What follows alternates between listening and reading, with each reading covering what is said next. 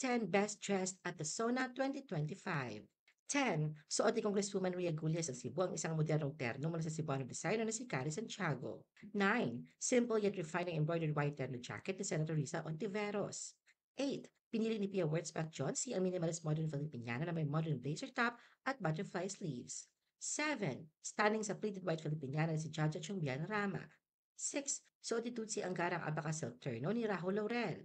5. Elegante at refined si Dr. Ivy Teo sa suot ng Filipiniana na may lace lining at structured tailoring.